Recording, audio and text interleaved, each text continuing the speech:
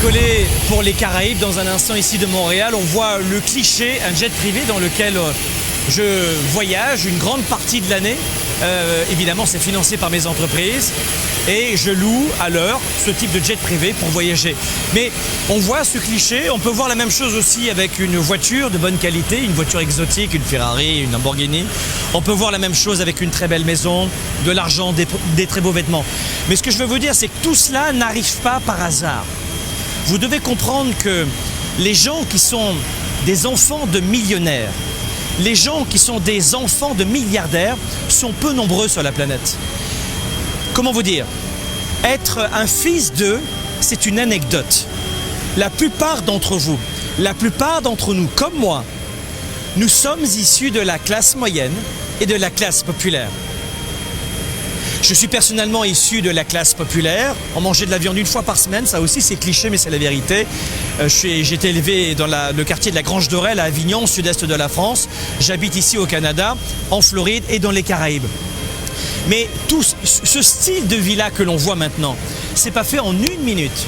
Je travaille depuis l'âge de 11 ans. Je travaille encore aujourd'hui 90 heures par semaine, dans de meilleures conditions. Et c'est vraiment pas du tape à l'œil, c'est un outil de travail. Mais tout cela n'a été possible que pour une seule raison. Parce que j'ai su saisir les opportunités. Et la deuxième raison, c'est qu'il faut savoir rebondir quand vous avez un genou à terre. Vous avez un genou à terre. L'erreur, ce n'est pas de tomber, c'est de mettre du temps à se relever.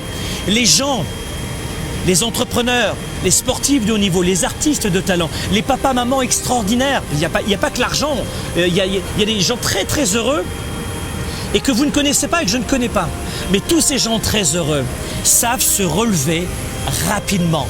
L'erreur, ce n'est pas de chuter. Tout le monde chute, tout le monde a des difficultés, tout le monde a des problèmes, tout le monde a des frustrations, tout le monde vit plus ou moins le stress. Et moins on a d'argent, plus on stresse.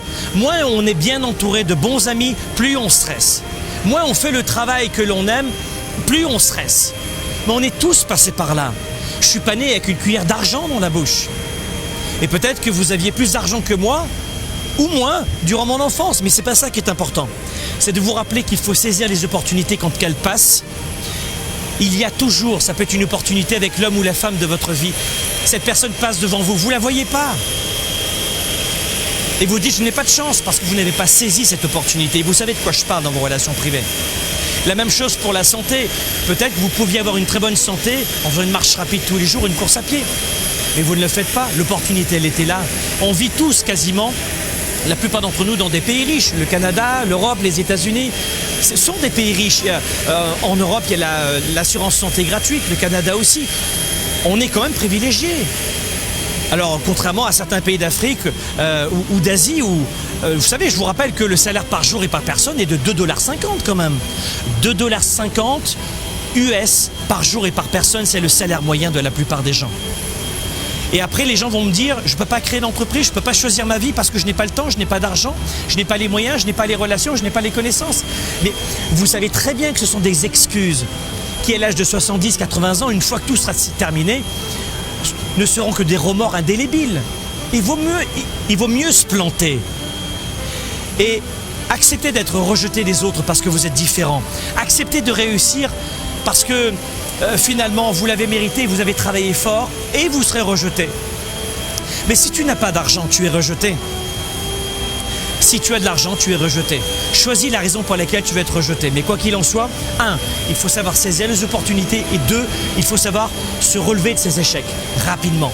L'erreur, ce n'est pas de chuter, c'est de savoir rapidement se relever et de rebondir après chaque coup dur.